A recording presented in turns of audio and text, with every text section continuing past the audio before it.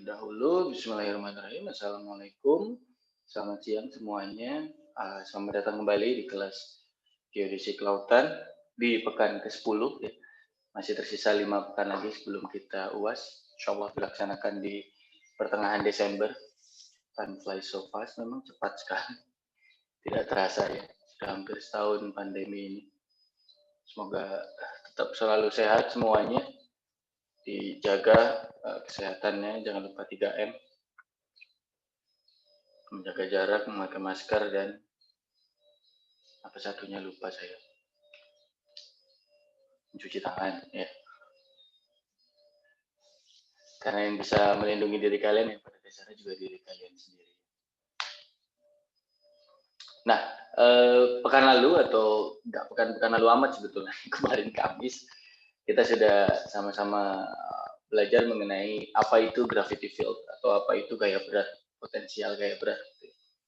Dan dari materi pekan lalu sudah bisa disimpulkan bahwa ternyata gaya berat atau potensial gaya berat itu merupakan resultan atau jumlah dari gaya gravitasi yang disebabkan oleh bumi ditambah dengan gaya gravitasi yang disebabkan oleh benda-benda langit dan juga efek dari penggepengan dan juga efek dari rotasi bumi itu sendiri.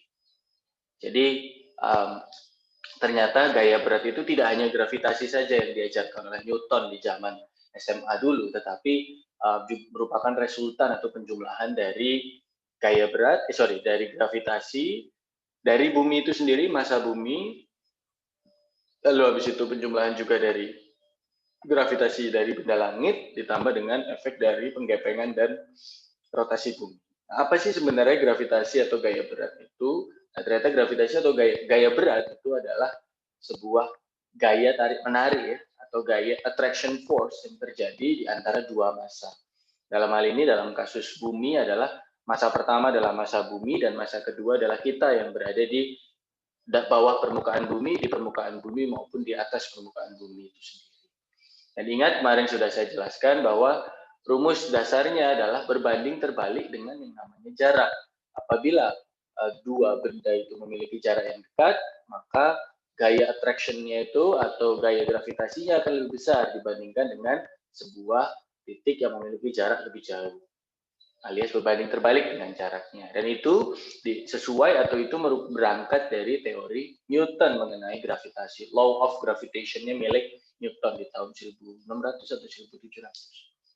Ya, kemarin sudah saya jelaskan ya, bahwa ini F sama dengan G M1 M2 per R kuadrat. Nah, apa relevansi dari gaya berat itu terhadap ilmu geodesi? Kita sama-sama tahu bahwa yang namanya ilmu geodesi itu merupakan ilmu yang mengukur atau menentukan 3 hal. Kita punya 3 pilar dari geodesi. Yang pertama adalah penentuan bentuk bumi, yang kedua adalah penentuan dari gaya berat, medan gaya berat bumi, dan yang ketiga adalah variation over time atau variasi dari kedua hal tersebut seiring dengan berjalannya waktu.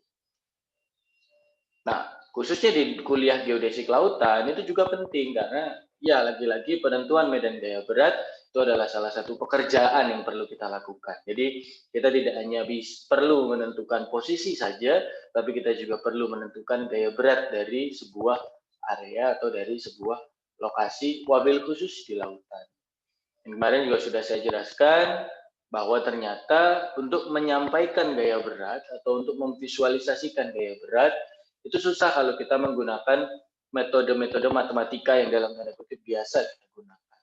Sehingga kita perlu menggunakan yang namanya adalah spherical harmonics atau harmonika sferis atau bisa disebut dengan harmonika bola untuk bisa memvisualisasikan si medan gaya berat yang ada di bumi tersebut.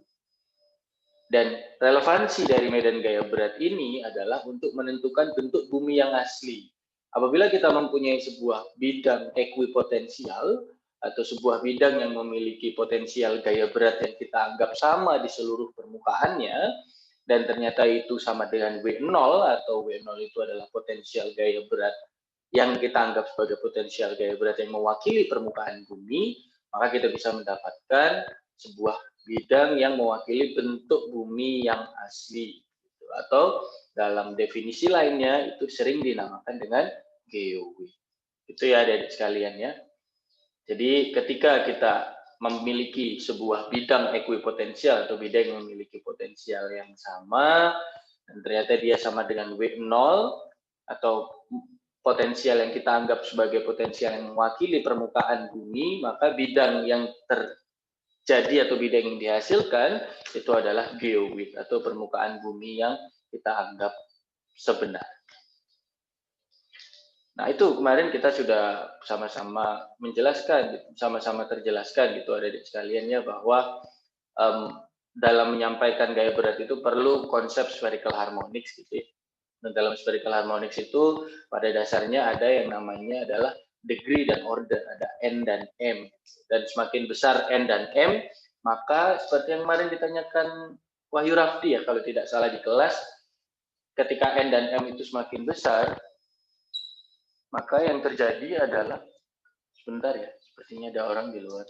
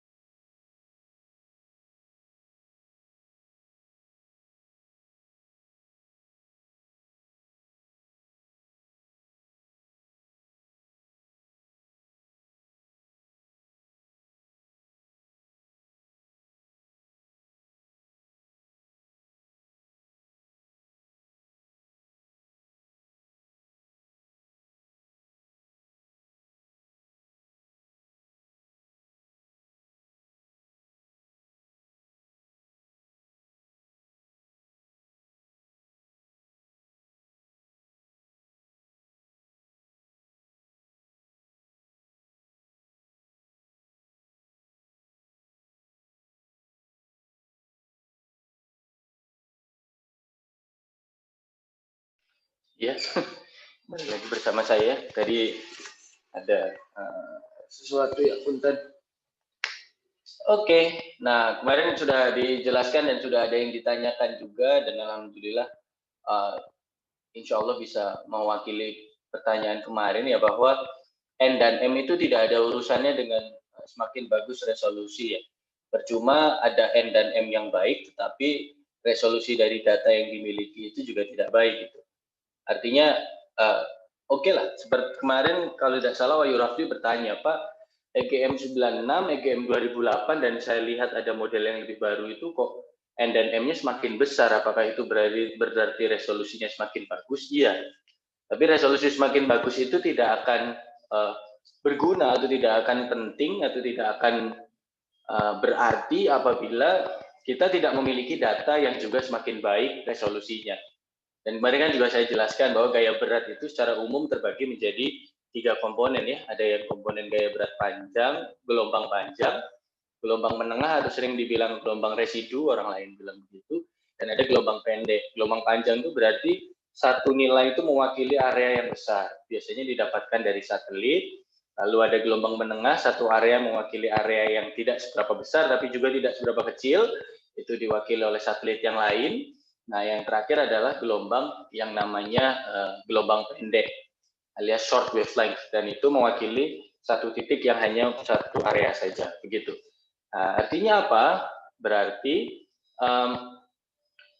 apabila kita memiliki sebuah kumpulan-kumpulan data gaya berat yang mewakili komponen-komponen tersebut ya, gelombang panjang, gelombang pendek, dan juga gelombang menengah, maka nanti hasil gaya berat yang kita punya itu adalah gaya berat yang betul-betul mewakili seluruh komponen gaya berat yang ada di bumi. Itu artinya semakin banyak data yang kita punya, maka komponen gaya beratnya akan semakin baik alias resolusinya semakin bagus. Untuk urusan N dan M itu sebenarnya urusan untuk visualisasi saja.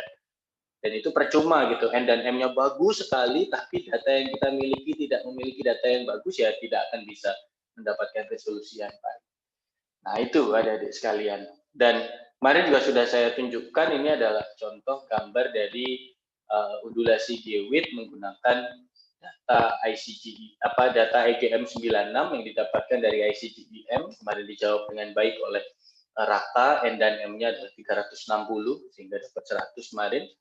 Nah ini masih mewakili seluruh sinyal dari gaya berat yang ada, gitu. Baik itu long wavelength, medium wavelength, atau residual wavelength dalam kata lain, ataupun short wavelength.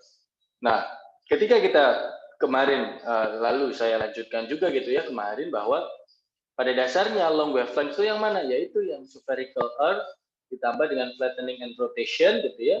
Apabila dua hal itu kita hapus sehingga hanya tersisa, atau delta G-nya itu nanti hanya tersisa yang medium wavelength dan juga short wavelength, maka nanti bentuk hasil dari gaya berat yang dihasilkan itu betul-betul berbeda dengan yang dihasilkan sebelumnya. Sebelumnya kan ini ya, ini mewakili seluruhnya. Long wavelength, medium wavelength, dan juga short wavelength. Dan ini namanya adalah G. Sedangkan kalau kita kurangkan dengan E1 dan E2, yaitu komponen spherical earth dan juga flattening and rotation, maka nanti kita akan mendapatkan delta G alias gravity anomaly, yang pada dasarnya itu nanti bisa seperti mewakili bentuk relief yang ada di bumi itu sendiri. Karena relief di bumi ini itu memiliki resolusi yang lumayan tinggi, dalam arti dia termasuk dalam short wavelength gravity signal ya. Jadi kalau yang ini adalah gabungan dari semuanya, karena short wavelength gravity signal juga medium wavelength gravity signal itu kecil nilainya, tertutup sama yang long wavelength, ini jadi nggak kelihatan gitu. Nah, agar bisa jadi seperti ini, bisa mewakili bentuk relief muka bumi, tidak hanya muka bumi di darat, tapi juga muka bumi di laut, ya kita perlu mengkurangkannya dengan spherical earth dan flattening and rotation. Nah, itulah inti dari materi kita pekan lalu, adik-adik sekalian. Kemarin kami sebetulnya. Semoga tidak belum banyak yang lupa. Nah, sekarang kita lanjut ke penjelasan yang selanjutnya. Penjelasan selanjutnya adalah ini sudah ada hasilnya gitu kan. Tapi harusnya orang pasti akan bertanya, bagaimanakah caranya agar kita bisa dapat ini? Bagaimana caranya biar kita bisa dapat data yang ICGEM itu? Apakah kita meramal, Pak? Apakah kita memprediksi, Pak? Apakah kita menggunakan apa gitu? Nah, itulah yang menjadi pertanyaan saya kepada kalian sekarang. Kira-kira data yang saya dapat ini sekarang, yang saya tunjukkan ini, EGM 96, ataupun miligalnya ini, variation-nya itu kira-kira didapatkan dari mana ya, dari sekalian? Bisa Anda jawab di sebuah menti yang sudah saya siapkan. Bagaimana cara mendapatkan data geowit di atas dua data tadi? Kira-kira menggunakan alat apa ya? Nah, silakan dibuka di menti Anda. Salah, bukan menti, Mentimeter. Saya resume share dulu. Nah, website lamannya ada di menti.com/pz157awszs atau menti.com dengan kode 9020461. Saya ulang, kodenya 9020461. Pertanyaannya mudah. Bagaimana cara mendapatkan geowit tadi yang di atas dua itu? Lalu menggunakan alat apa kira-kira? Silakan untuk mengisi. Saya buka dulu di mana Mozilla Firefox saya, sebentar.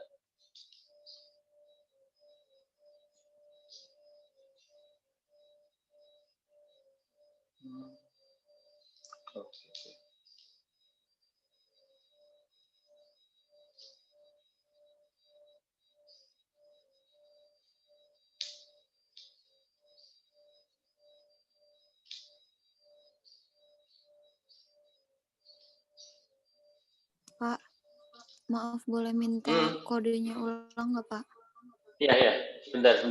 Saya sedang buka ini tadi. Saya resume share ya. 9020461 Silia. 9020461. Ini saya buka terlebih dahulu. Present. Oh, nggak bisa, Pak. New share. Nggak bisa? Nggak bisa, Pak. Iya. Nggak bisa, Pak. Masih sih? Bentar. Saya buka dulu ya.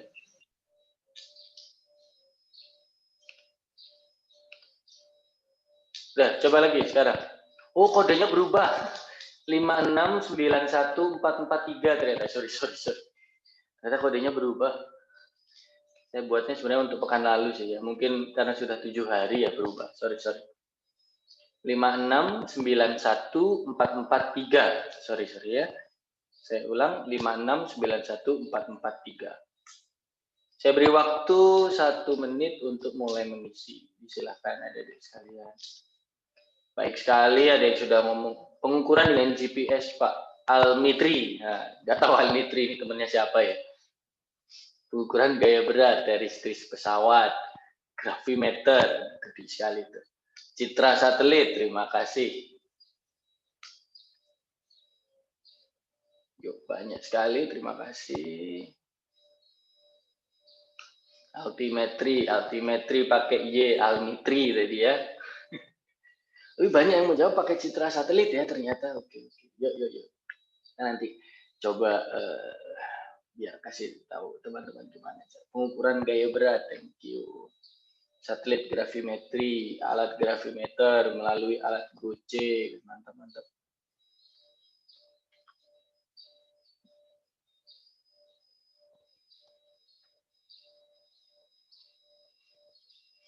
Oke, terima kasih. Untuk membuka peluang mungkin ada yang mau masih belum mengisi, saya buka lagi 30 detik lagi ya. Silakan, masih bisa dibuka. Ternyata sementara 5 yang paling banyak mendapatkan itu yang pertama adalah gravimeter, altimetri, citra satelit, dan pengukuran gaya berat. Jadi ada 4 tuh. Altimetri, gravimeter, citra satelit, dan pengukuran gaya berat. Dan ada juga yang menjawab pengukuran di lapangan. Terima kasih adik-adik sekalian, sebuah jawaban yang menurut saya luar biasa. Ini ada love juga, ini apaan nih? Saya malah baru tahu nih apa ya. Oke. Votingnya terus masih bisa dibuka ya. Ini love ini apa ya? Ya, jadi ternyata 3 besar adalah ada gravimeter, altimetri, dan juga ada pengukuran gaya berat. Baik itu juga ada yang keempat adalah citra satelit. Nah, pertanyaannya mudah sebenarnya. Bagaimana sih cara mendapatkan data geoid yang digambar yang tadi? Geoid itu sebetulnya gaya berat adik-adik sekalian. Jadi agak lucu kalau ada yang bilang bagaimana cara mendapatkan data geoid, mengukur gaya berat. Ya pasti ya. Pasti mengukur gaya berat ya. Jadi jawabannya sebenarnya bukan pengukuran gaya berat, karena pada dasarnya ya mengukur geoid itu ya mengukur gaya berat itu sendiri, begitu adik-adik sekalian. Nah, ternyata 3 besarnya ya kalau boleh saya simpulkan itu ada yang pakai altimetri, ada yang pakai gravimeter, dan ada yang pakai citra satelit. Tapi selain itu ada juga yang mungkin perlu untuk jadi perhatian untuk kalian semua. Banyak yang menjawab mengukur menggunakan GPS, lalu ada juga yang menjawab mana tadi pesawat, nggak ada ya. Dari stris pesawat di sini juga ada yang menjawab. Lalu setelah itu ada yang menjawab melalui satelit Gauge. Ini sesuatu yang bagus sekali gitu ya. Ada yang sudah mengerti mengenai Gauge, dan tadi ada yang pakai mana tadi? Satelit gravimetri mana tadi? Nah, ini di bawahnya Pak, satelit gravimetri. Jadi yang saya lingkar-lingkar itu ada hubungannya nih dengan nanti slide yang selanjutnya akan saya berikan kepada Anda. Saya ulang, ternyata menurut adik-adik kelas geodesi kelautan ini cara mendapatkan geoid tadi itu kalau tidak pakai gravimeter, citra satelit, altimetri, garis pesawat, GPS, GOC, dan satelit gravimetri. Mari kita lihat sama-sama yang benar yang mana kira-kira. Nah, secara umum ternyata ada sekalian ya, pengukuran gaya berat atau dalam hal ini adalah geowidth, sama aja ya, geowidth, gaya berat, potensial gaya berat, undulasi itu sebetulnya definisinya sama gitu, yaitu menggunakan 4 hal ada sekalian. Apa saja sih 4 hal tersebut? Yang pertama adalah jelas mengukur di lapangan. Mengukur di lapangan ini apa? Mengukur menggunakan alat yang namanya gravimeter, tapi ditaruh di permukaan bumi. Jadi Anda jalan dari satu tempat ke tempat lain, mengukur menggunakan gravimeter. Nah, pengukuran menggunakan gravimeter itu tadi, itu juga bisa berlaku di laut. Nah, kalau di laut Anda bawa gravimeter sambil jalan kan nyemplung ya. Andanya tenggelam, alatnya hilang. Berapa miliar hilang kan? Sayang. Nah, kalau di laut itu tidak menggunakan kapal, tidak menggunakan kapal, tidak menggunakan badan Anda atau renang gitu enggak, tapi menggunakan kapal. Makanya kalau pengukuran di lapangan khususnya di laut itu namanya adalah shipborne gravimetry. Sedangkan kalau di darat ya terrestrial gravimetry. Nah, cara pengukurannya seperti apa? Cara pengukurannya adalah ini tidak akan banyak saya jelaskan ya dari sekalian karena itu materi kuliah lain. Intinya Anda punya sebuah alat. Nah, alat ini bisa mendeteksi seberapa besar gaya berat yang ada di area tersebut atau di titik tersebut dibandingkan dengan gaya berat yang dianggap benar sebagai referensi di sana. Itu namanya adalah relatif gravimetri. Nah, nanti dari nilai gaya berat yang didapatkan atau nilai potensial yang didapatkan, kita nanti menggunakan koreksi-koreksi yang lumayan banyak. Pertama ada koreksi apungan atau koreksi drift, habis itu ada koreksi Bouguer atau Bouguer gitu ya. Lalu ada koreksi free air. Ada yang tahu mungkin koreksi free air itu apa? Koreksi free air itu adalah koreksi yang mengkurangkan koreksi dari ketinggian tempat kita mengukur ke ketinggian yang kita anggap 0. Jadi di sini ada topografi, nah free air itu adalah dari atas ini diturunkan ke bawah koreksi. Itu namanya adalah koreksi free air. Sebentar ya. Kayaknya ada orang lagi. Oh, tidak ada. Sebentar.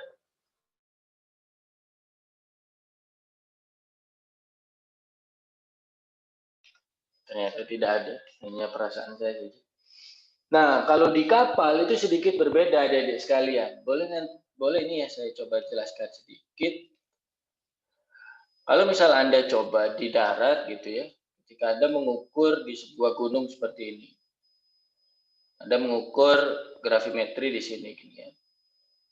Nah, dengan adanya koreksi apungan dan koreksi Bouguer, maka Anda sebenarnya bisa mendapatkan data yang cukup baik nanti di situ. Tetapi untuk bisa mendapatkan data yang lebih bagus lagi, itu harus dihilangkan efek topografinya terlebih dahulu. Nah, efek topografi inilah yang sering dikatakan adalah free air anomaly.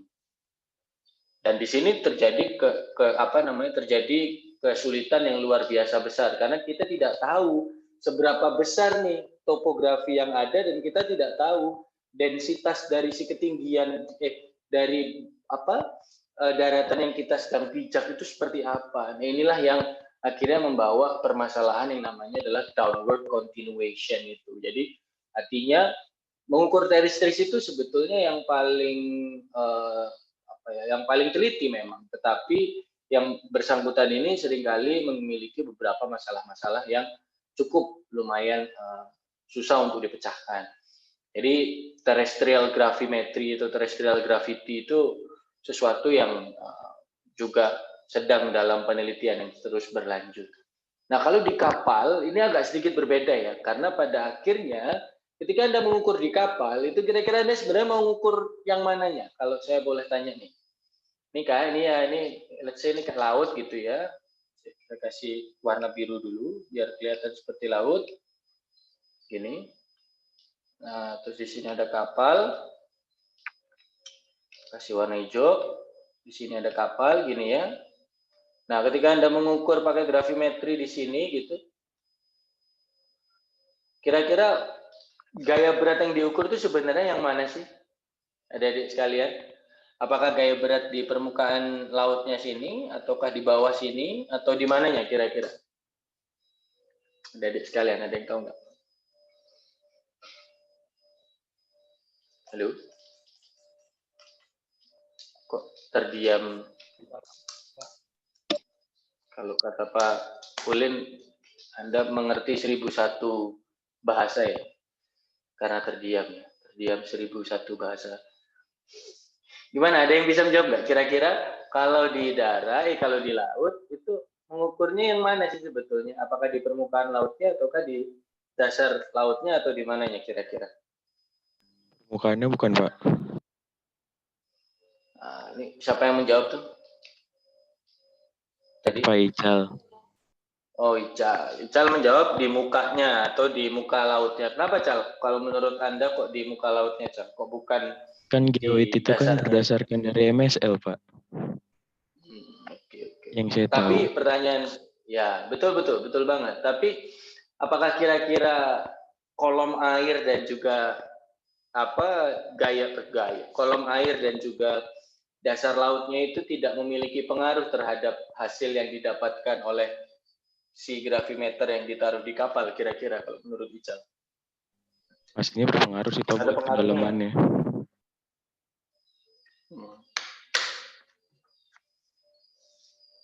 Ya, berarti betul sekali ya. Memang pengukurannya itu nanti cenderung untuk mendapatkan yang ada di permukaan lautnya itu sendiri. Tetapi apakah nilai itu langsung benar dan kita anggap itu adalah geoid? Jawabannya adalah tidak, karena pada dasarnya pengukurannya masih terpengaruh oleh apa yang ada di bawahnya tadi, apa yang ada di kolom air, seberapa dalam kolom airnya, dan juga dasar lautnya itu ada di mana, dan pembuat dari dasar lautnya itu apa. Karena pada dasarnya untuk bisa menentukan gaya berat yang baik, maka khususnya di laut ya, kita harus tahu nih lebar, panjang atau dalam kolom airnya itu berapa, karena densitas yang dibentuk atau gaya berat yang ditimbulkan oleh air saja versus densitas yang ada dari permukaan di dasar lautnya itu kan berbeda, dan itu yang akhirnya perlu kita masukkan komponen-komponennya dalam koreksi yang ada di shipboard itu tadi. Artinya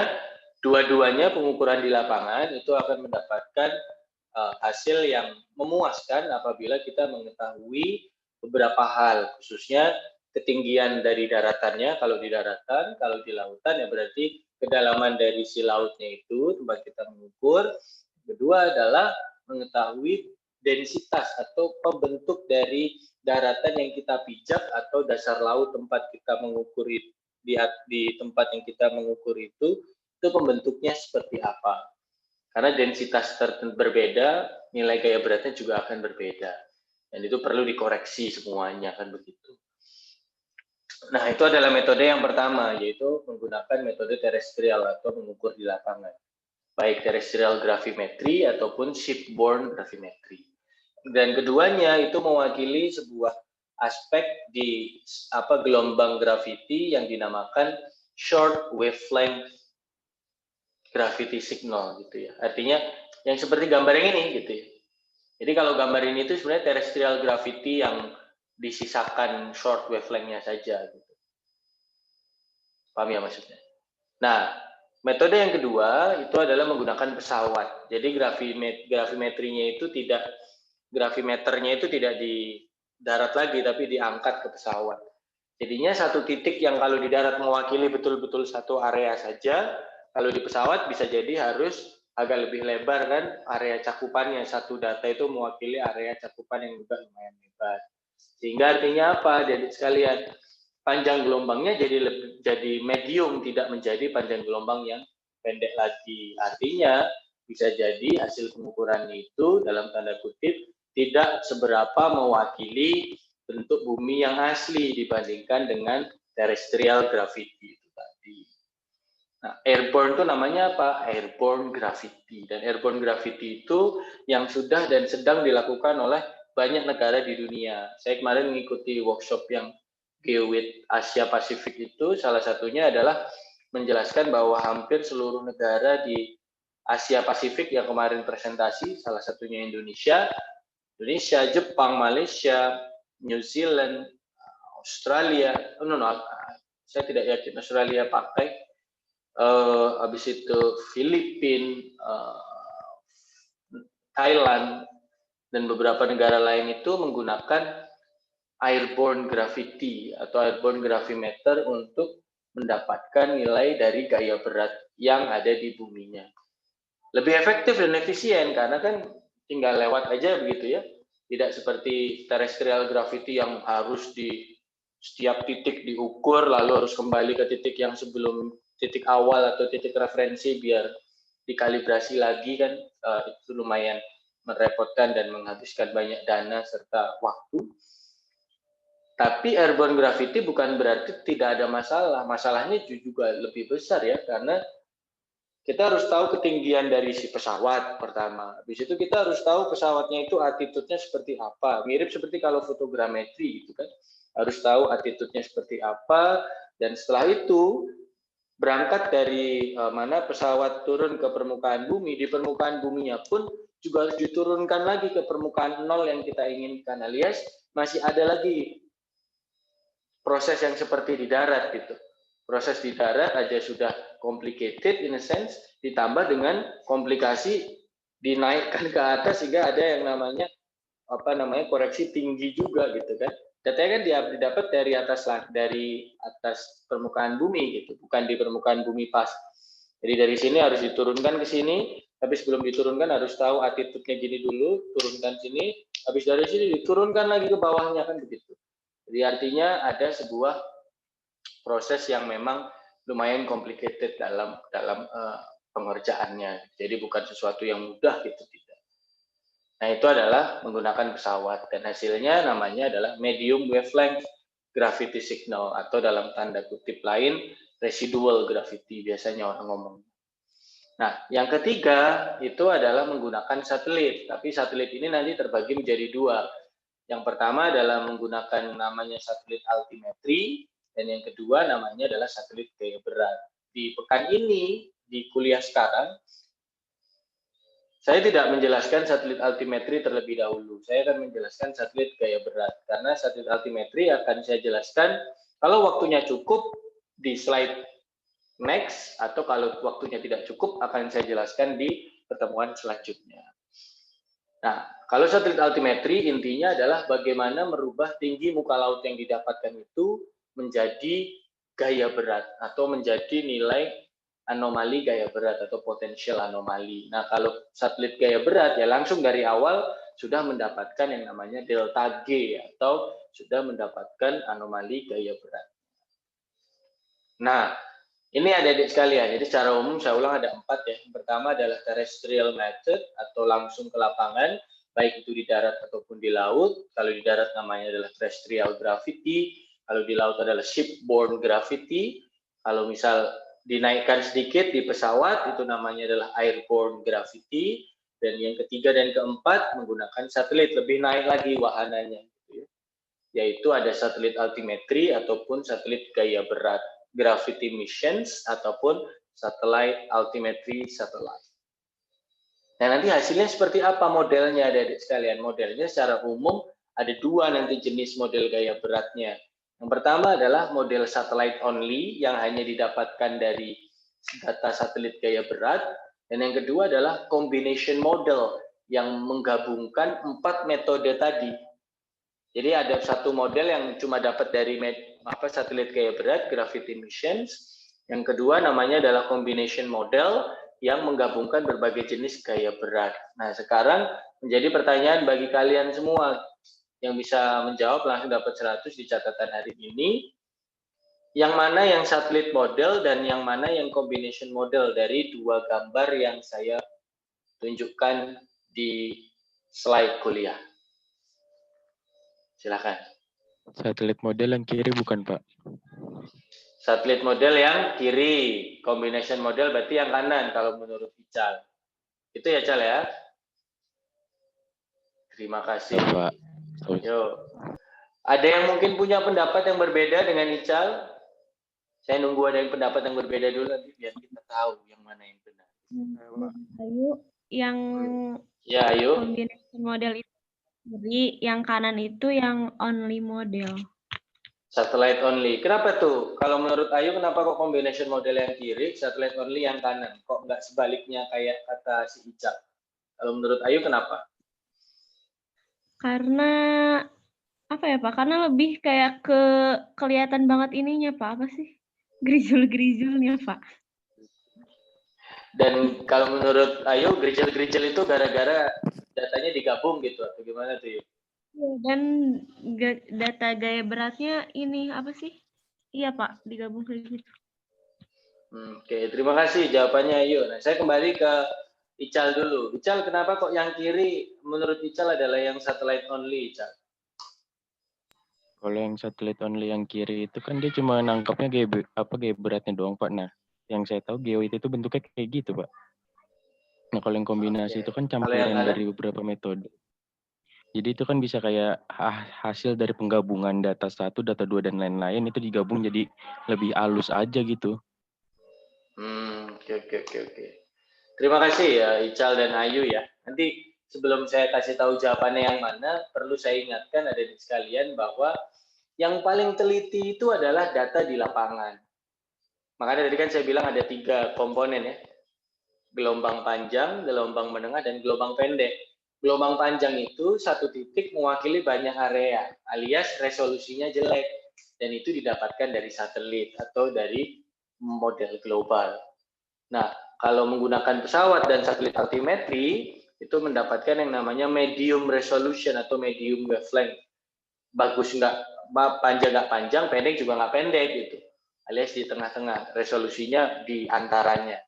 Nah, yang resolusinya paling bagus atau detailnya itu paling bisa didapatkan adalah kalau kita mengukur langsung di lapangan, baik itu menggunakan terrestrial ataupun menggunakan shipborne. Jadi, dari kata-kata saya tadi, saya harusnya bisa disimpulkan bahwa satellite only model itu adalah data yang halus alias data yang tidak bisa mewakili keadaan 100% nyata. Karena apa? Karena dia terbatas. Satu titik itu hanya mewakili area yang luas. Jadi dia tidak tahu apakah di area yang luas ini bahkan bisa sampai 250 km gitu salah satu contohnya. Satu area luas ini itu mana yang lebih tinggi, mana yang lebih rendah itu dia tidak tahu. Dia hanya tahu ada satu titik yang mewakili area luas ini. Maka dari itu yang kanan adalah yang satellite only model. Sedangkan yang kiri itu merupakan gabungan dari satellite only model ditambah dengan data dari terrestris juga ditambah dengan data dari pesawat.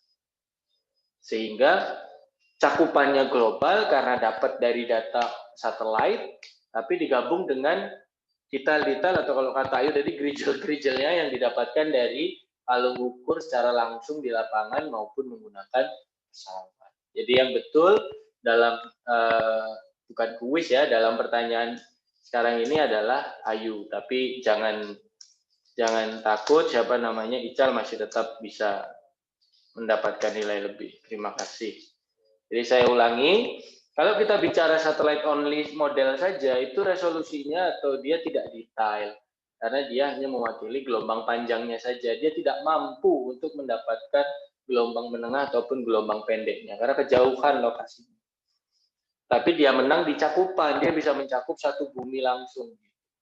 Sedangkan kalau terestrial kebalikannya, dia teliti sekali, dia bisa mendapatkan variasi tidak hanya dari gelombang panjang ataupun gelombang menengah yang pasti dia dapat, tapi juga dapat dari gelombang pendeknya.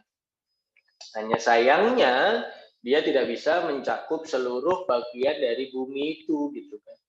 Ya hanya satu bagian kecil saja. Jadi artinya gereja-gereja atau detailnya ini didapatkan dari gelombang pendek. Sedangkan cakupan yang luas didapatkan dari gelombang panjang. Makanya kalau kedua hal itu digabungkan, maka jadilah sebuah model yang dinamakan combination model yang menggabungkan berbagai jenis gaya berat, data gaya berat. Nah, hal ini itu biasanya kalau di model global itu diwakili dengan dua huruf yang berbeda.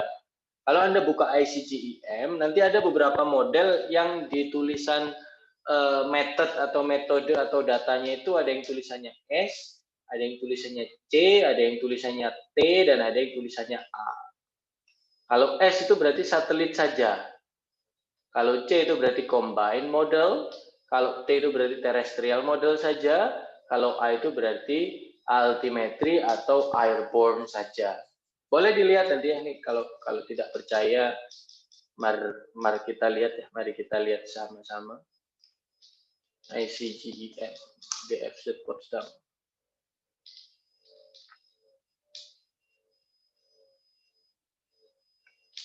Sebentar ya, saya bukakan yang static models. Saya new share yang ICGM ini. Nah, bisa kelihatan di sini ada sekalian bahwa di sini ada A, ada G, ada S, dan ada T ya. Nah, berarti ya apa? Gimana? Jadi tadi tidak terlihat. Oh, sekarang udah ya. Udah. Nah, kalau ada tulisan S di sini, ini berarti hanya dari satelit saja. Di sini ada tulisannya nih. Ya, kalau misalnya ada A, G, S, T, ini berarti lengkap sekali gitu.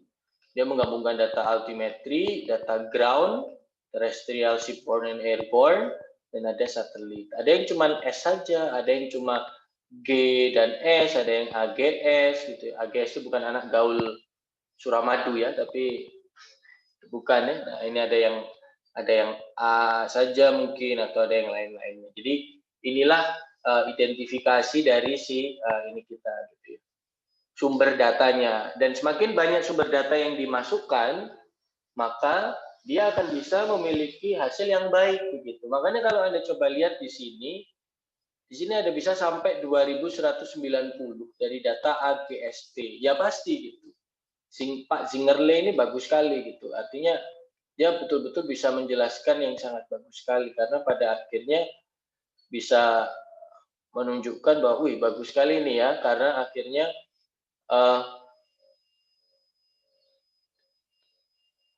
pada akhirnya bisa mewakili bentuk bumi yang hampir asli gitu, ditambah dengan degree atau N yang besar. Kalau Anda lihat di bawah sini, ini IFE GOC 05S, ini hanya S saja. Ini milik siapa ini? Milik IFE itu Institute for apa ini? Kayaknya ini dari Hannover ini ya. Pak J. Muller nih, Jürgen Müller, itu yang kemarin saya coba kontak, tapi beliau belum punya lowongan, jadi tidak bisa. Nah, ini juga kelihatan di sini, ini contoh GoCons punyanya Pak Gati ini, kalau bisa Anda coba buka.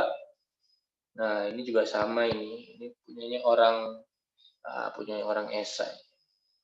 Seperti itu ya, adik-adik sekalian ya. Jadi semua orang itu bisa membuat model gaya berat masing-masing sesuai dengan data yang dimasukkan, apakah A, G, S, atau T, atau G saja, atau S saja, atau jangan-jangan G atau T saja, atau A saja gitu. Dan itu yang nantinya menjadi penentu kira-kira sebuah model itu dalam tanda kutip bisa bagus nggak ya, selain degree-nya. Karena percuma kalau degree-nya bagus, kayak contoh ini ya, SGG UGM 1 ini bukan UGM Gajah Mada, tapi ini adalah milik kayaknya kalau SDG itu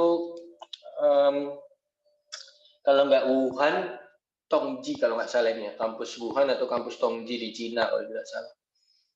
Nah, tapi ini ultra high gravity field modelnya itu hanya mendapatkan dari EGM 2008 dan S dari GOC. Dan jangan lupa EGM 2008 itu memang bagus ya, ada AGS dan T, tapi kan coba kita lihat EGM 2008, nggak bisa di F ya. EGM 2008, nah EGM 2008 itu ada A, G, dan S, tapi S-nya hanya Grace saja, dan hanya terbatas di 2190. Sedangkan kalau kamu lihat di sini, XGM 2019E itu tidak hanya AGS, S-nya tidak hanya Grace saja, tapi GOCO 06S. Apa ini GOCO 06S? GOCO 06S adalah dari gravity field yang didapatkan dari semua satelit, CEM, GOCE, Grace, Grace FO, dan yang lain-lainnya. Ini nama-nama yang memang lumayan umum ini ya. Pak Thorsten Mayer Gur ini dari Graz, Roland Pyle itu profesor saya dulu di Jerman, Thomas Gruber pun sama, Pak Adrian Yegi itu dari Bern yang kemarin saya mampir di Swiss, Ulrich Meyer pun sama dari Bern juga, teman. Apa namanya, bukan teman, profesor-profesor yang kebetulan pernah saya tahu dan pernah saya kenal. Dan Wolf-Dieter Schuch itu adalah yang punya GFZ. Pembimbingnya teman saya, pembimbingnya Pak Fikri Bamari yang kemarin memberi materi ke kelas ke kuliah kita itu, pembimbingnya Pak Wolf-Dieter Schuch ini.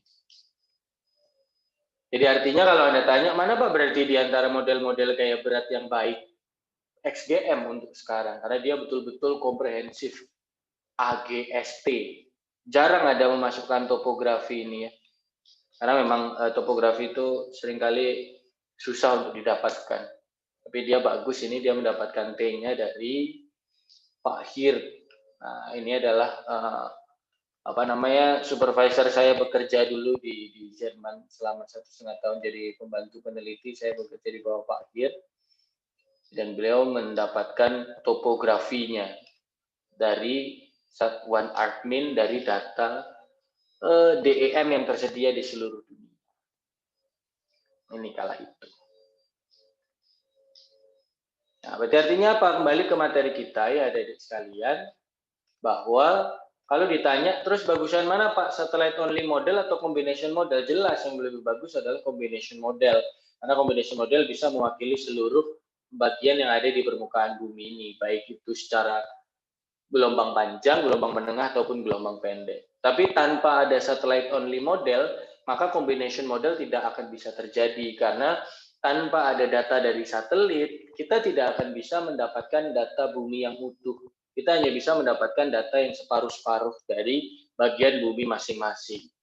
Karena ingat, nanti rumus dari spherical harmonics ya, kalau Anda lihat rumusnya itu sebenarnya runut gitu ya. Jadi kalau mau memodelkan satu dunia, ya datanya harus punya satu dunia.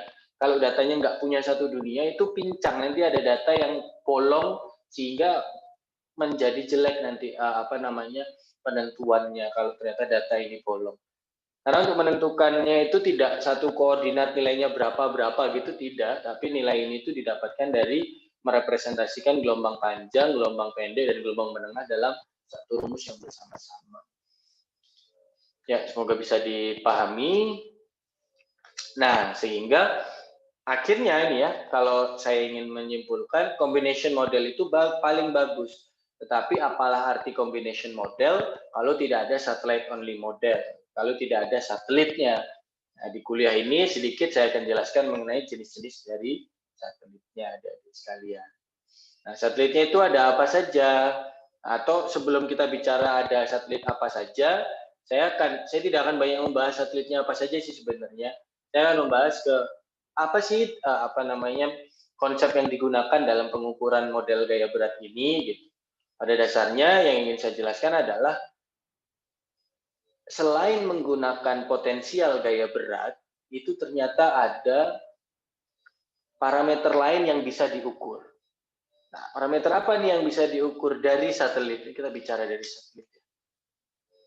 Selain kita mendapatkan disturbing potential atau kita mendapatkan anomali gaya beratnya gitu ya, itu kita juga bisa mendapatkan yang namanya gravity disturbance atau gangguan gaya beratnya. Yang mana gravity disturbance itu adalah gangguan gaya berat yang kalau secara matematik itu ada di sekalian, itu merupakan PN atau disturbing potential ini yang diturunkan terhadap jaraknya. Masih ingat? Kalau misal kecepatan itu adalah turunan jarak terhadap waktu kan gitu ya. Sedangkan percepatan adalah turunan kecepatan terhadap waktu. Ya nggak ada di sekalian. Misal Anda punya jarak 6 meter, nah, dibuat kecepatan kan bisa 6 meter per sekon gitu ya. Dibuat percepatan kan bisa 6 meter per sekon kuadrat. Nah ini juga sama. Jadi di sini nanti potensialnya itu kan gal gitu misalnya. Gal per meter atau nanti ada gal per meter persegi. Begitu ada di sekalian. Jadi ini kalau misal disturbing potential itu adalah potensi yang didapatkan langsung mengolahnya gitu. Sedangkan kalau gravity disturbance itu adalah apabila si Tn ini atau si disturbing potential itu diturunkan terhadap jarak r. Jadi artinya berapa panjang r-nya itu, nah itu dicari tahu apa gangguannya untuk setiap satuan r itu berapa gitu. Itulah yang namanya gravity disturbance. Nah, apabila diturunkan lagi sekali gitu ya dari gravity disturbance, maka namanya menjadi disturbing gravity gradient.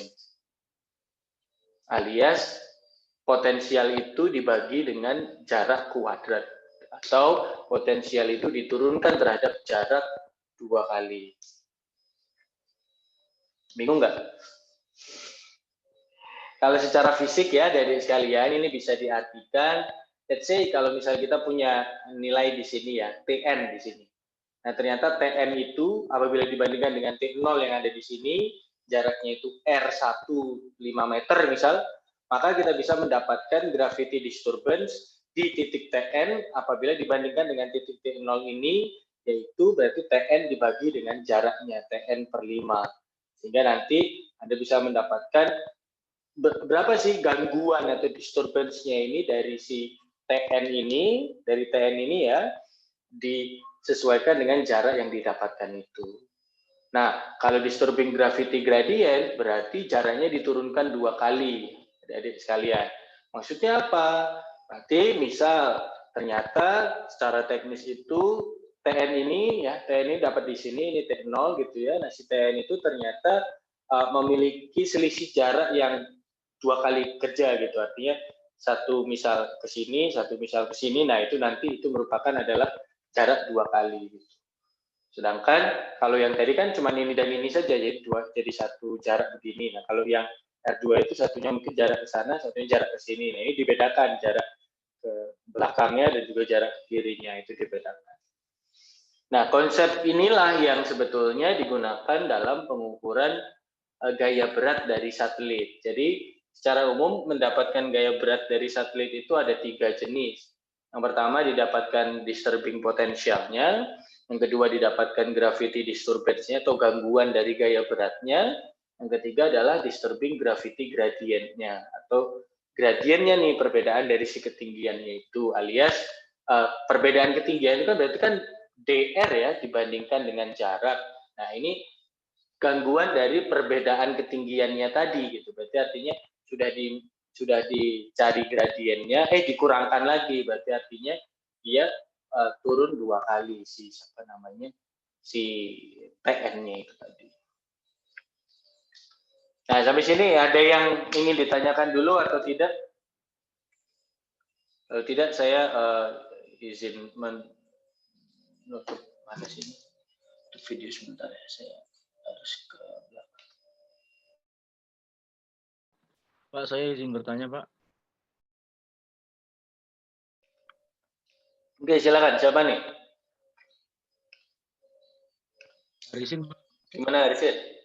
Tadi kan ya gimana Arisin? Tadi kan ada 4 ya yang paling bagus itu yang kombinasi Pak ya, ada airborne.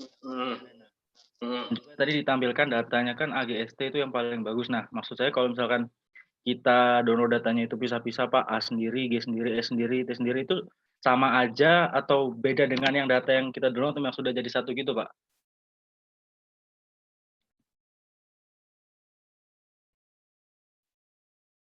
Halo Pak.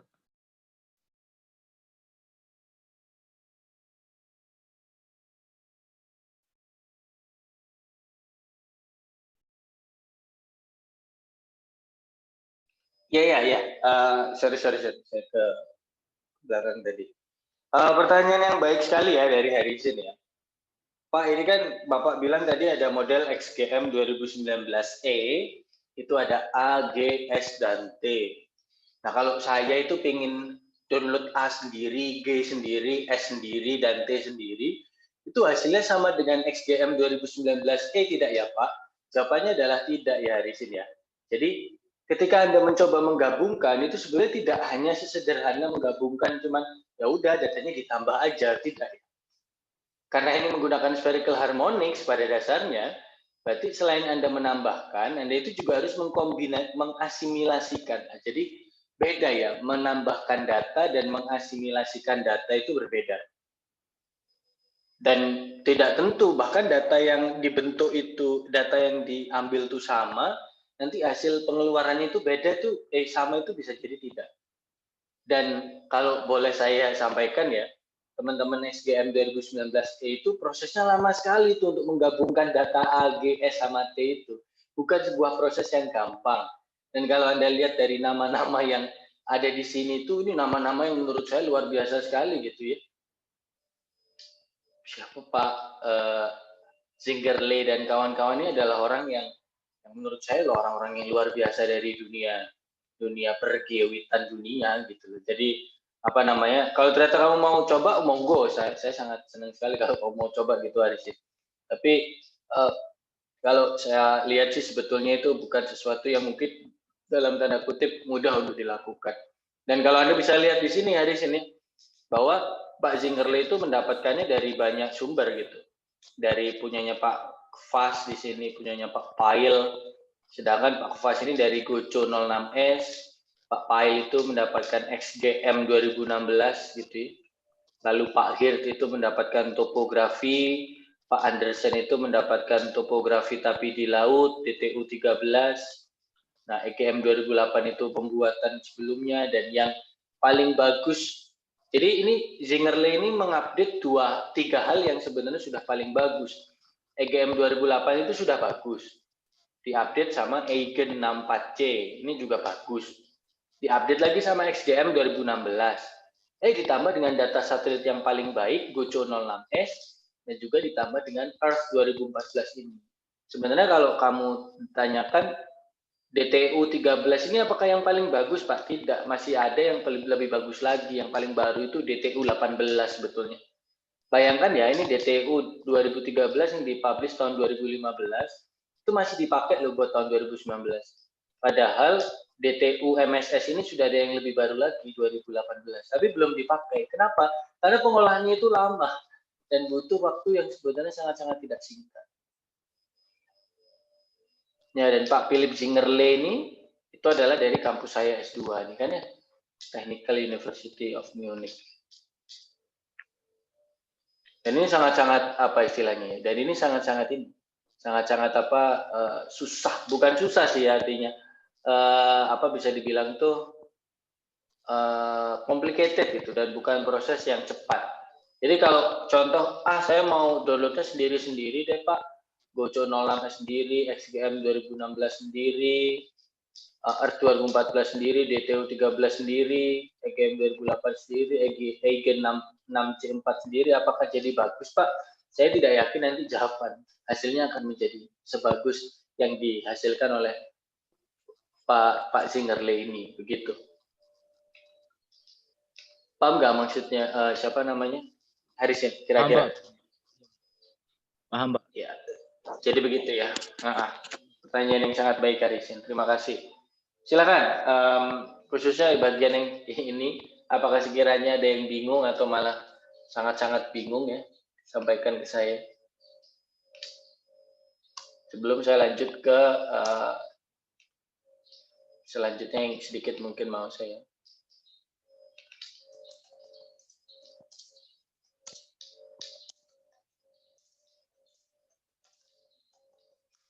Silakan, ada yang mau tanya lagi?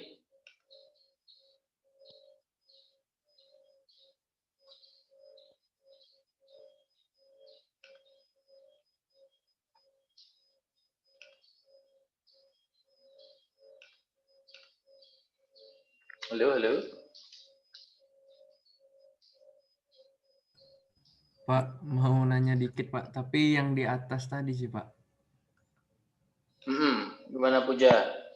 Masalah satelitnya Pak, kan di atas ini kenapa tuh? Ada dan menggunakan satelit, baik itu satelit altimetri maupun satelit gaya berat. Itu beda satelit atau beda mode doang Pak? Sama satelitnya gitu? Beda satelit, Puja. Ini pertanyaan yang baik Puja ya. Tadi saya mungkin kelupaan menjelaskan bahwa satelit gaya berat dan satelit altimetri itu 2 jenis satelit yang berbeda. Satelit altimetri itu sudah saya jelaskan beberapa pekan yang lalu. Tujuan utamanya untuk mendapatkan tinggi muka laut. Tapi dari tinggi muka laut nanti bisa dapat anomali gaya berat. Nah, kalau satelit gaya berat itu emang betul-betul digunakan untuk mengukur gaya berat. Insya Allah nanti di beberapa slide setelah ini, saya akan jelaskan mengenai satelit gaya berat itu ada apa saja dan metode pengukurannya seperti apa. Pertanyaan sangat baik, Puja, ya, untuk memastikan. Thank you. Menjawab kira-kira, Puja, atau ada pertanyaan lagi? Monggo, silakan. Terima kasih, Pak. Thank you, Puja. Pertanyaan yang baik. Silakan, satu lagi mungkin. Ada yang ingin bertanya atau ada yang ingin memastikan sesuatu, dipersilahkan. Tidak ada. Mungkin yang, wah ini bagus ini buat TA gitu. Sayangnya sama saya sudah penuh ya kayaknya. Sudah 8 orang. Ya nggak apa-apa. Bisa dengan yang lain. Dengan Bu EN atau Pak Akbar atau dengan Pak Redo nanti. Lanjut. Nah, berarti secara umum ya saya ingatkan bahwa kita bisa mendapatkan hasil gaya berat dari satelit itu menggunakan 3 metode pada dasarnya. Ya, buat tesis juga boleh. Nanti sama Pak Piping di ITB ya, kalau ke ITB. Kalau ke kampus-kampus yang lain, atau mungkin ke kampus saya di S2 dulu di Jerman, ya bagus sekali itu. Nanti langsung bersama Pak Zingerle nanti ya. Yang bikin XGM 2019E, itu kan bagus banget. Nah, lanjut ya, bahwa data yang nanti bisa Anda dapatkan dari satelit gaya berat itu tidak hanya satu data saja, tapi bisa berbagai jenis-jenis data. Tapi pada dasarnya dari ketiga jenis data itu yang merupakan satu kesatuan, karena antara satu dengan yang lain itu adalah sebuah proses diferensial atau penurunan ataupun sebaliknya integrasi atau integral. Dan bisa Anda lihat di sini berangkat dari TN atau disturbing potential, geoid height, undulasi geoid. Apabila Anda turunkan terhadap jarak akan keluar gravity disturbance.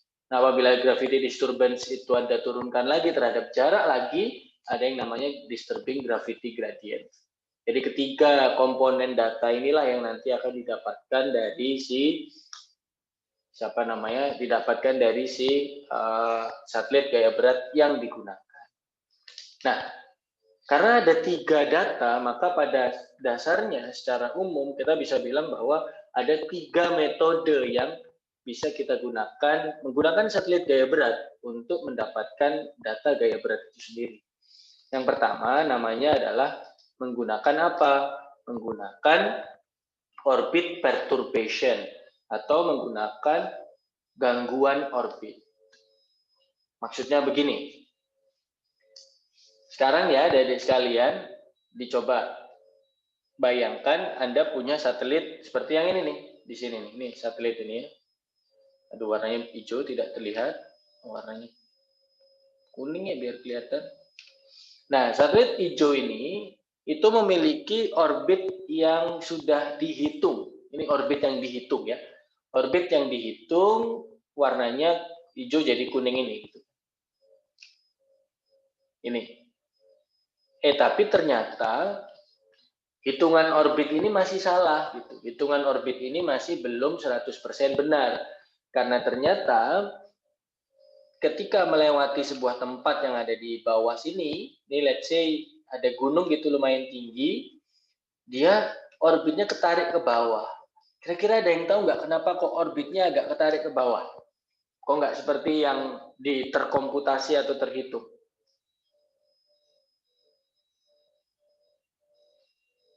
Ada yang tahu kira-kira adik-adik sekalian? Kenapa di bagian ini orbitnya ini kok agak ke bawah dibandingkan dengan hitungan orbitnya? Kenapa orbit aslinya, orbit realnya, orbit nyatanya itu kok agak turun ke bawah begitu? Kok nggak begini? Ada yang tahu kira-kira? Halo, ada yang tahu kira-kira? Gaya tarik gravitasinya, Bang. Betul sekali, karena ada gaya berat yang bekerja pada satelit tersebut. Ketika satelit tersebut turun ke bawah, berarti ada apa yang terjadi dengan si satelitnya?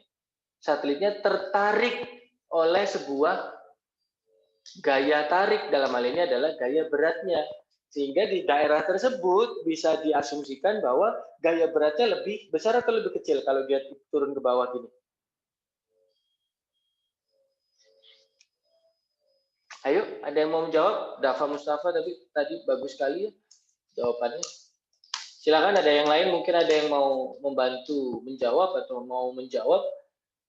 Tadi Dafa sudah menjelaskan dengan baik karena ada gaya berat, Pak, karena ada gravitasi.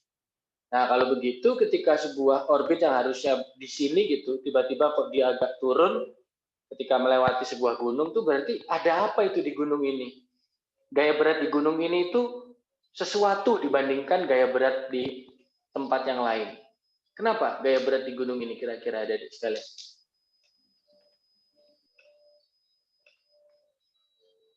Fatih, itu kayaknya sudah mau unmute, silakan. Iya Pak, ya Pak. Menurut saya Pak, ini satelit Grace and Ghost ya Pak? Grace dan Goci kan Pak? Ini contohnya satelit Cem Grace Goce sama aja lah, tapi ini hanya dianggap satu satelit aja. Ini kenapa kok bisa dia turun gitu? Kira-kira menurut Fatih kenapa tuh? Ada kan gaya berat itu di apa yang kemarin Bapak jelasin juga kan ada kandungan mineral yang yang mempengaruhi dari gaya berat tersebut. Mungkin dari daerah tersebut memiliki kandungan mineral atau zat lain yang mempengaruhi dari gaya berat tersebut sehingga satelitnya dia ikut tarik ke bawah. Seperti itu sih, Pak. Sehingga nilai berarti besar, Pak. Di titik tersebut ya, gaya beratnya lebih besar atau lebih kecil? Lebih besar, Pak. Lebih besar, betul sekali ya Fatih ya. Nah, betul, Mega pun juga menjawab dengan baik bahwa di gunungnya itu gaya beratnya lebih besar sehingga dia tertarik gitu. Artinya apa? Ketika kita melihat naik turunnya orbit dibandingkan dengan orbit hitungan milik kita bisa tahu, oh ternyata di daerah sini tuh gaya beratnya lebih gede, yang menyebabkan dia turun gitu kan. Di daerah lain, oh gaya beratnya agak lebih rendah nih karena dia naik dan sebagainya gitu. Nanti kan orbitnya juga tidak mungkin lurus begini, orbitnya pasti akan miring-miring begitu, lega-lega begitu ya. Nah, dari situ nanti kita akan tahu, oh iya ternyata di daerah sini tuh gaya beratnya lebih besar. Oh ternyata daerah sini gaya beratnya lebih kecil. Oh di daerah situ gaya beratnya bagaimana. Sehingga artinya apa? Dari situ nanti kita akan tahu, oke, berarti medan gaya berat bumi dilihat dari gangguan orbit yang ada adalah seperti ini. Paham nggak adik-adik sekalian? Saya ulang ya.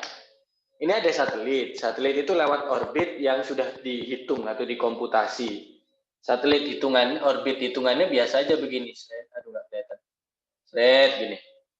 Tapi ternyata ketika melewati kita buat dua hal yang berbeda agar kalian lumayan memahami ya. Yang pertama ada gunung di sini.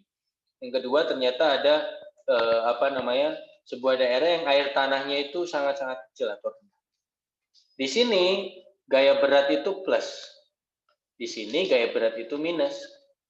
Alias lebih besar daripada biasanya di sini, gaya berat lebih kecil daripada biasanya di sini. Sehingga nanti si satelit itu akan seperti ini geraknya. Biasa gitu ya, udah sampai sini, dia akan mendekat. Karena dia tertarik oleh gaya berat yang tinggi itu. Lalu setelah sampai di sini, dia akan naik. Karena dia tidak mendapatkan tarikan yang seperti biasanya. Dia akan turun lagi karena dia tertarik lagi.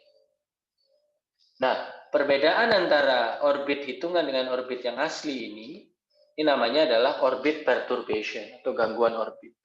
Nah, dari gangguan orbit itu kita bisa tentukan, oke, berarti di daerah sini, di daerah sekitar sini, di bawah di daratannya itu gaya beratnya tinggi, berarti kita harus menambahkan nilai gaya berat di area tersebut dibandingkan dengan area lain. Begitu pula dengan hal yang di sini. Oh, di sini kayaknya naik ini, berarti gaya berat di daerah sini itu kecil. Ya, berarti kita bisa tambahkan, oh ternyata ini nilai gaya beratnya lebih kecil dibandingkan dengan area yang lain. Get it sampai sini ada di sekalian? Caranya adalah seperti itu. Itu namanya adalah orbit perturbation atau gangguan orbit. Nah, gimana Pak caranya saya bisa nge-track posisi si satelitnya itu? Ingat, di atas ada satelit yang namanya GNSS. Anda nanti bisa bandingkan antara koordinat hitungan.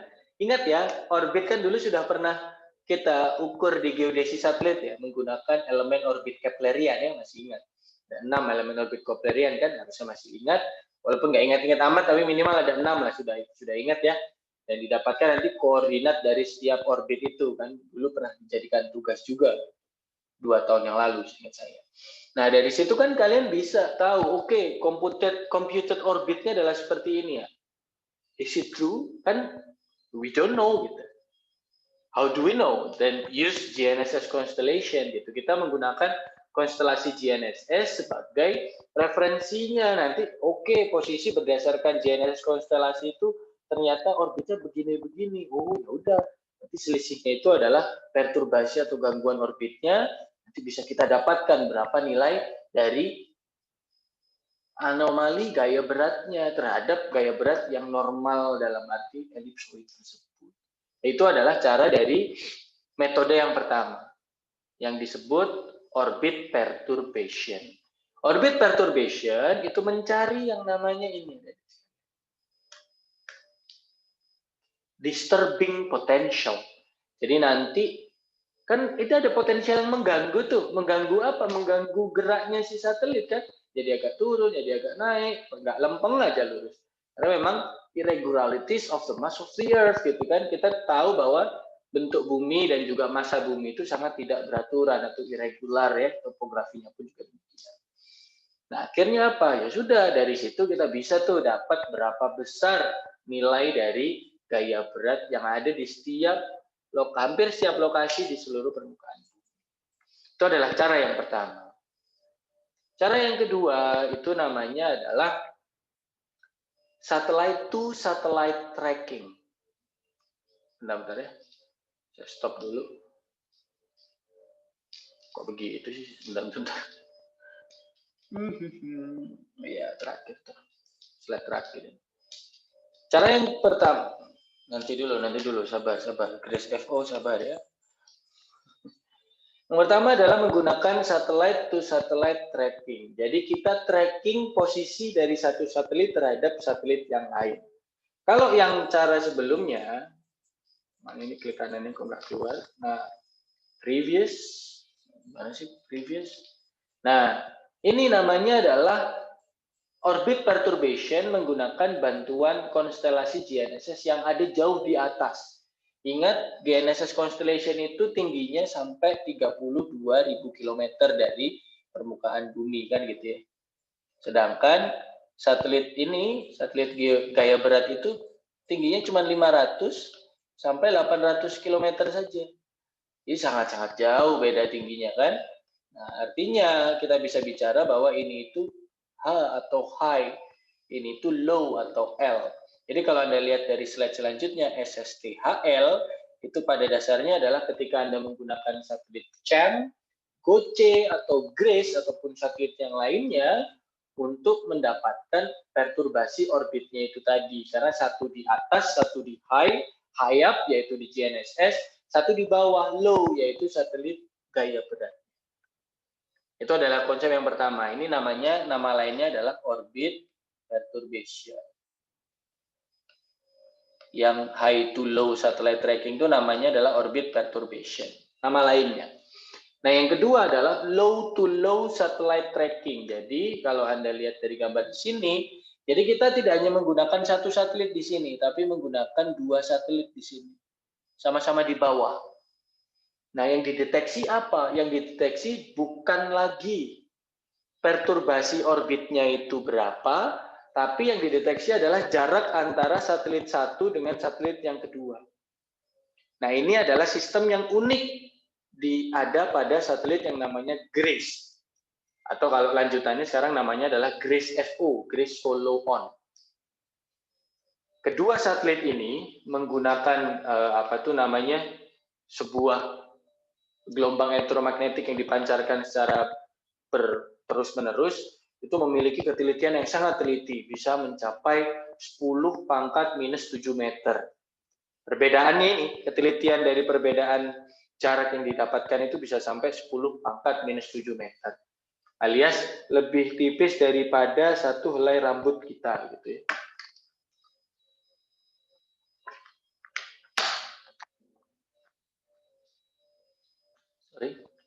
Dan apa yang bisa terjadi di situ? Yang terjadi di situ yang dideteksi adalah perubahan jaraknya. Maksudnya apa, Pak? Bayangkan kamu punya 2 satelit. Satelit yang pertama yang dikejar namanya Jerry, satelit yang kedua yang mengejar namanya Tom. Ini saya tidak mengada-ada, istilah dari satelit GRACE itu emang begitu ya. Yang dikejar namanya Jerry, yang mengejar namanya Tom. Si Jerry itu lewat ke sini, si Tom mengikuti. Nah, ketika si Jerry itu melewati sebuah area yang gaya beratnya itu tinggi, maka apa yang terjadi dengan satelit Jerry? Dia akan turun ke bawah. Karena dia mendapatkan gaya tarik atau mendapatkan gaya berat yang lebih besar daripada biasanya. Sehingga apa yang terjadi antara jarak antara Tom dan Jerry ini? Jaraknya jadi lebih jauh, betul? Lebih jauh dari biasanya. Ya kan? Nah, akhirnya perbedaan jarak inilah yang diukur untuk mendapatkan yang namanya gravity disturbance atau disturbing potensial berdasarkan jarak. Nah, ketika si Jerry itu sudah lewat gunung tadi, kan dia naik ke atas lagi. Gantian si Tom sekarang yang ketarik. Nah, jaraknya kan berbeda lagi nih. Nah, ini dihitung lagi. Ada momen nanti ketika jarak si Jerry sama Tom itu mendekat, gara-gara mungkin gunungnya panjang, sehingga ini masih ke bawah, gara-gara ketarik, ini mulai ketarik ke bawah, gitu. Jadinya lebih dekat posisi. Nah, pada dasarnya itulah yang digunakan oleh si Jerry dan Tom tersebut, atau satelit GRACE. Nah, bisa kita lihat video ini ya, adik-adik sekalian, saya share computer sound, bahwa inilah yang dikonsepkan dengan yang namanya GRACE FO ya, adik-adik sekalian.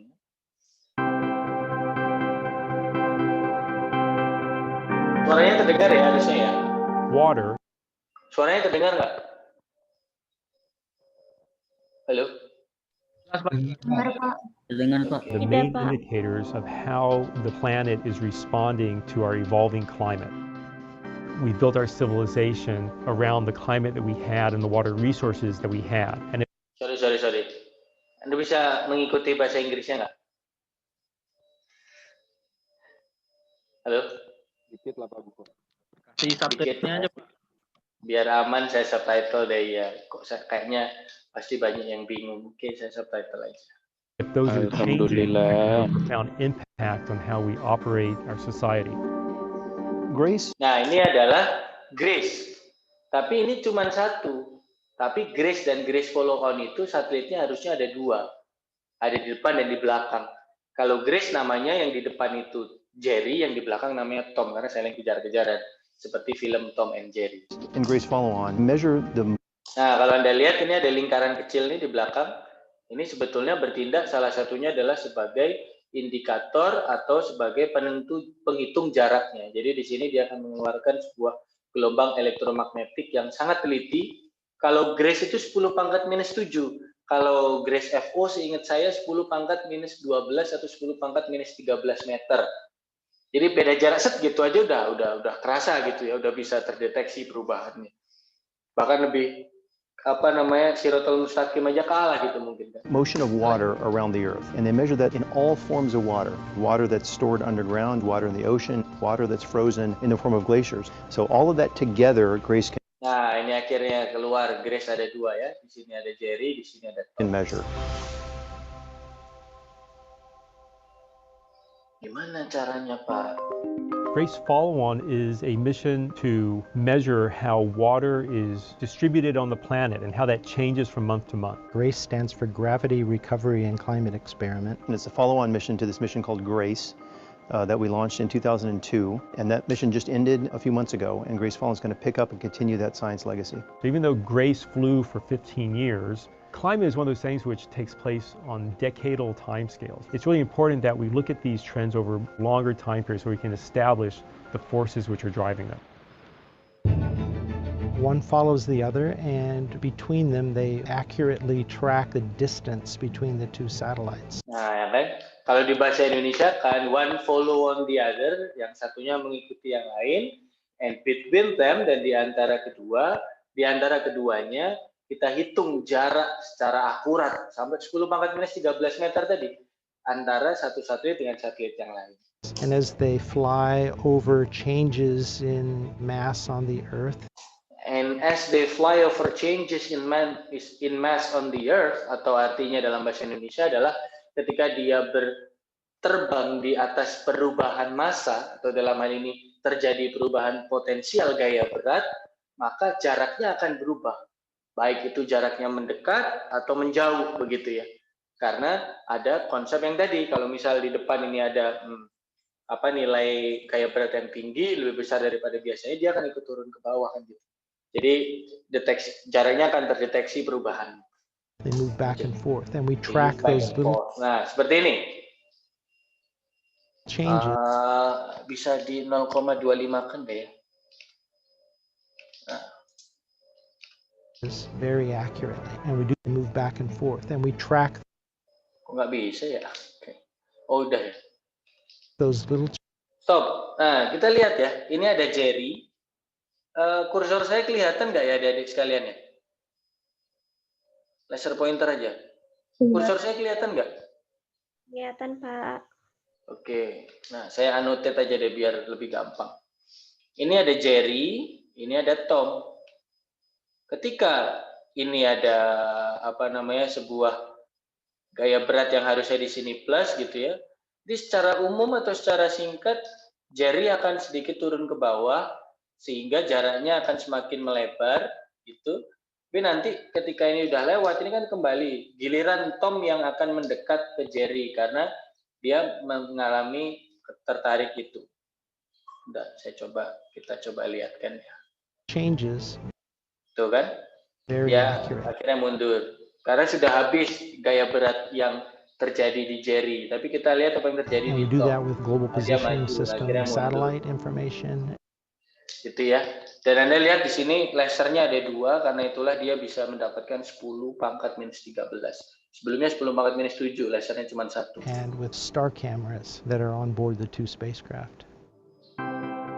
Awareness. Udah ya dari sekalian ya. Jadi intinya Grace FO, dan kalau Grace dan Grace FO itu merupakan salah satu contoh dari hal yang bisa kita sebut sebagai low to low satellite tracking, SSTLL.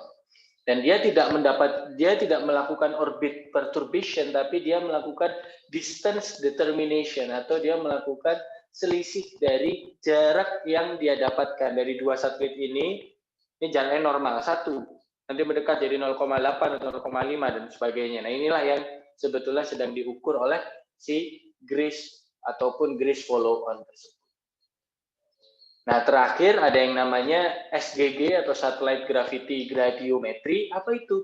Satellite Gravity Gradiometry itu digunakan dalam konteks satelit yang namanya ini ya. Saya previous, namanya adalah GOCE. Jadi kalau tadi itu yang orbit perturbation itu CHAM, yang distance determination itu GRACE, yang Satellite Gravity Gradiometry itu GOCE. GOCE itu gimana? Bayangkan ada sekalian Anda punya sebuah benda yang di dalam bendanya itu ada 8 HP. Anda tahu HP ya? 8 HP yang ditumpuk atau yang dibentuk menjadi sebuah seperti kompas. Jadi dari atas bawah di sini ada HP, di bawah sini ada HP, ada begini, di sini ada HP, di sini ada HP, lalu begini, di sini ada HP, dan di sini ada HP. Jadi ada yang dalam sumbu Z, HP dan HP, akselerometer sih sebenarnya. Tapi kenapa saya bilang HP? Karena pada dasarnya HP kita sudah memiliki akselerometer. HP dan HP, HP dan HP, HP dan HP. Ada yang tahu akselerometer itu apa nggak? Ada di sekalian. Yang suka main PUBG ataupun ML harusnya pasti tahu ya. Menjawab Pak. Kan Sony, apa itu akselerometer Sony? Alat untuk mengukur percepatan Pak. Alat untuk mengukur percepatan, betul sekali. Tapi konsep secara praktisnya kalau Anda main PUBG, pernah nggak Anda main PUBG? Ada kalau misal Anda turunkan HP Anda itu jadi sprint, atau kalau naik mobil atau naik motor jadi lebih kencang. Ya nggak sih? Seingat saya loh ya, saya nggak pernah main PUBG, jadi cuma lihat aja. Ya nggak? Kalau Anda main asfalt atau Anda main Gran Turismo kan, HP bisa dibelokkan begini-begini seperti pakai setir kan. Nah, untuk bisa mendeteksi ke kanan, ke kiri, berapa, ke depan, ke belakang ini bagaimana, nah itu pakai alat yang namanya akselerometer. Dan betul kata Sony tadi, mengukur percepatan. Bayangkan ketika ada 6 alat yang didudukkan bersama-sama dengan jarak yang sama, nah lalu ketika alat-alat tersebut merekam percepatan, misal ada satelit begini, terus dia turun ke bawah ketika melewati sebuah benda yang ada gaya berat yang tinggi, maka berarti apa nih yang jadi maju? Akselerometer yang mengalami perubahan kan pasti yang dekat dengan si bawah itu tadi. Ya jadi gini, sumbu X. Kalau yang sumbu Z kan yang bawah ini dia jadi turun ke bawah gitu kan. Yang atas pun juga ikut turun. Yang sumbu Y-nya kalau ternyata gunungnya agak di sebelah 45 derajat ya dia akan ikut ke sana juga.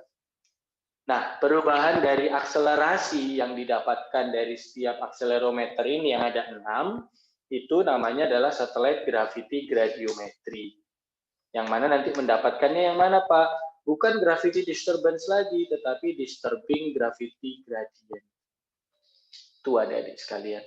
Jadi intinya, kalau ditanya, Pak, terus berarti satelit 3 ini yang mana yang dapat disturbing potential itu adalah yang pertama, CHAM namanya. Yang kedua adalah gravity disturbance, itu GRACE. Yang ketiga adalah GOCE, disturbing gravity gradient. Dan kesemuanya itu apabila nanti digabungkan, maka nanti bisa mendapatkan data yang namanya satellite only model. Yang kalau digabungkan dengan data yang TA maupun G gitu ya, nanti akan bisa mendapatkan data yang lebih teliti, yaitu combined model. Itu adik-adik sekalian kuliah kita hari ini. Silakan apabila ada yang bertanya sebelum saya menutup kelasnya di hari ini. Monggo, kalau ada yang mau ditanyakan. Kalau tidak ada ya sudah. Adakah?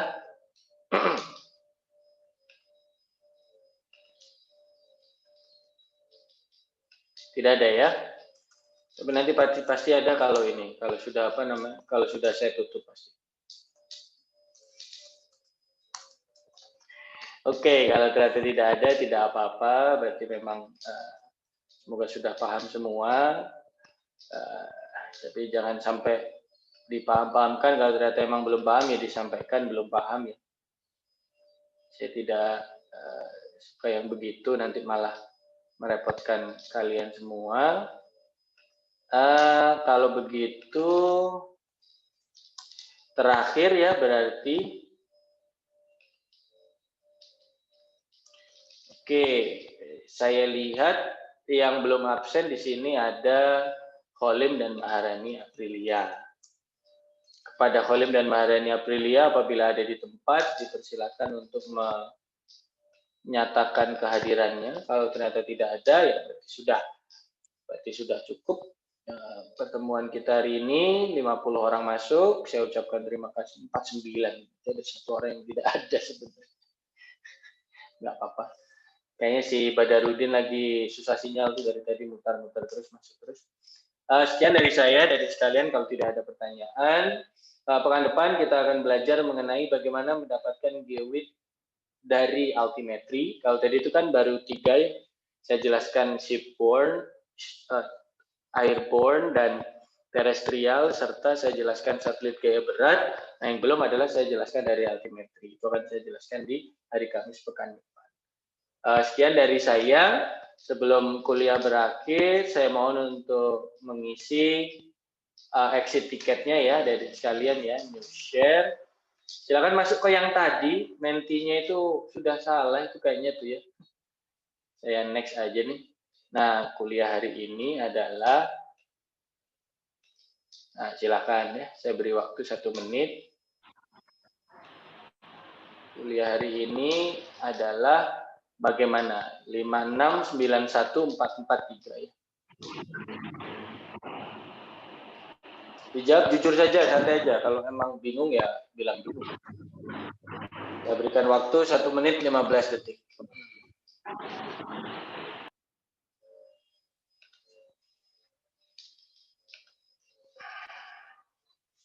Sembari menunggu, kalau ada yang mau ditanya, silakan. Kalau tidak ada ya tidak apa-apa.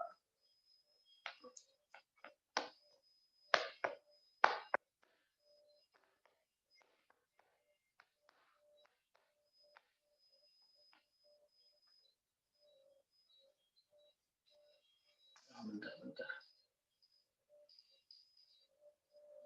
Oke, saya kasih countdown-nya 10 detik lagi bagi yang mau nambah mengisi. Dipersilakan.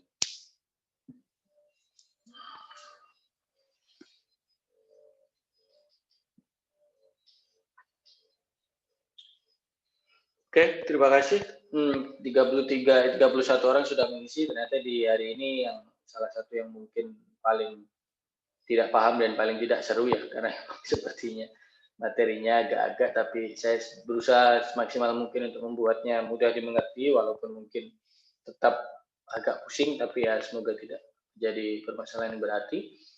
Sampai jumpa di pekan depan. Selamat berakhir pekan. Bagi yang punya malam minggu ya selamat bermalam minggu, bagi yang punyanya Sabtu malam ya selamat bersabtu malam. Sekian dari saya, tetap jaga kesehatan.